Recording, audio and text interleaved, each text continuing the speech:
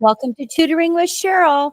I am making this video for parents that maybe aren't as familiar with the TutorBird website and how you can get into the portal.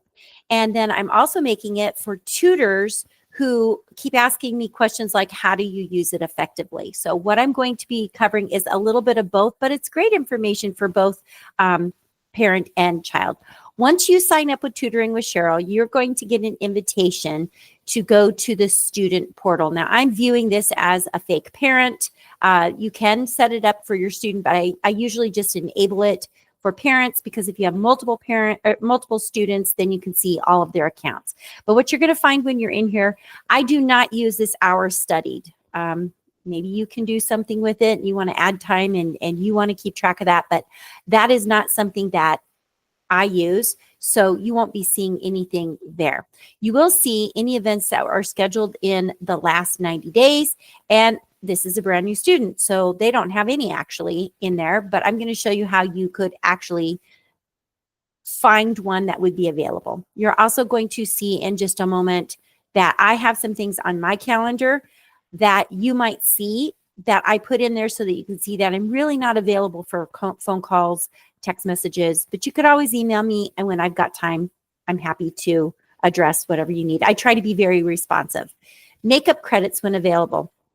As long as you give me 12 hours notice, I will cancel the appointment and give you a credit. But what I try to do right away is just reschedule it. It's just actually easier for me to reschedule it.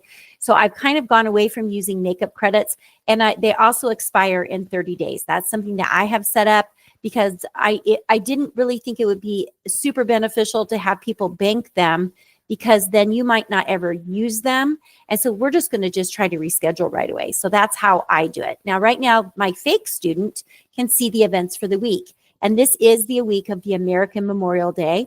And I just put no classes, enjoy your holiday. Something else that you're going to see right away when you come into the parent portal is you're going to see any blog that I've posted.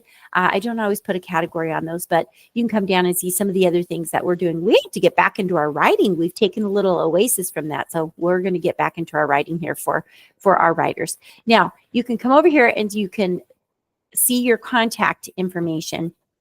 I do not think that you can edit it, but if you see that something is wrong, please let me know. I have my contact information in here, and since and then you can just kind of get a hold of me here, I guess. I feel like this might be your information. Not 100% sure. I'm looking at this through the tutor portal as a parent, so there's a surprise awaiting you. You can click on that button and see.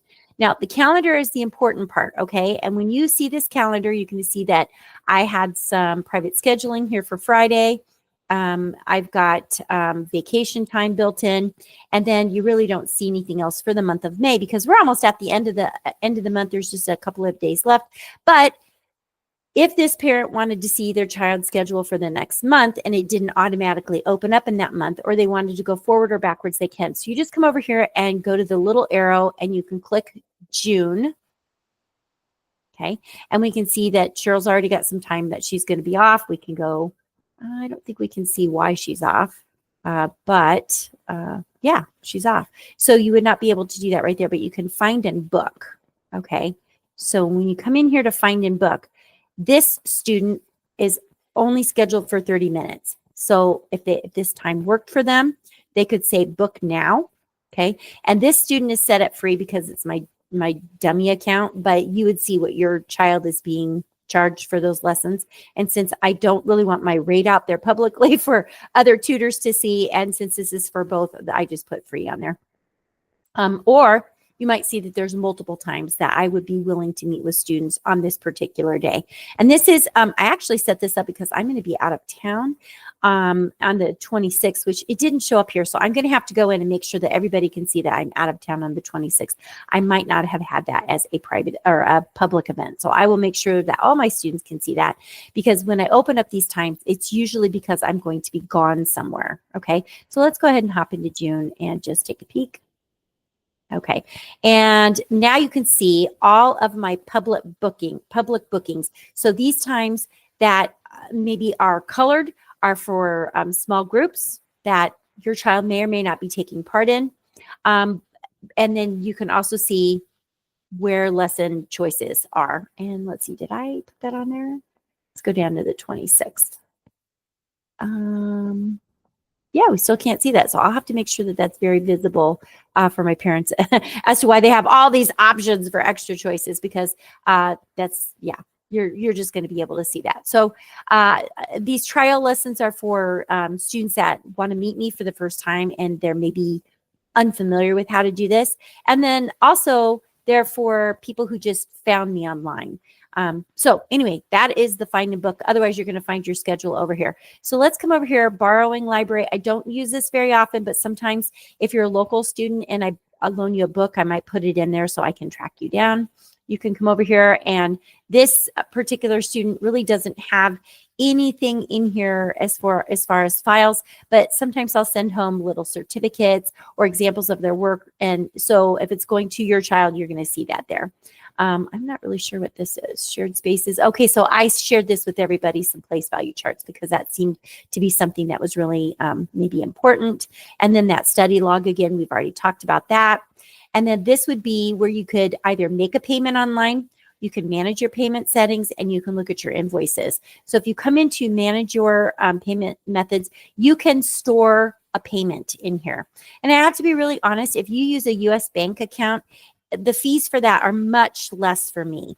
And that helps me to keep my prices doable. And if you want to send me a personal check, you can do that. But I'm going to want to know that you're doing that, so I'm not like looking for where it's at. As soon as I get it, I try to remember to get in here right away to say that you made a payment, and then it will be reflected over here.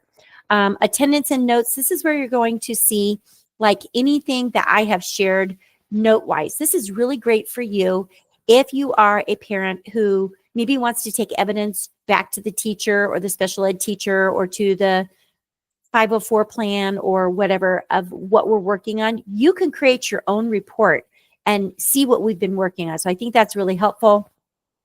These are all of the little things that I've posted to you. And then you can come into message history and see any messages that I've emailed you, because sometimes I'll send you something through email. And this is just a great place to go and find the information. So I really hope that this has helped you understand the parent side, student and parent portal.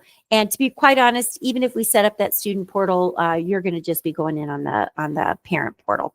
Okay, you guys make it a great day. Be sure to get in touch with me if you need anything, and have a super day.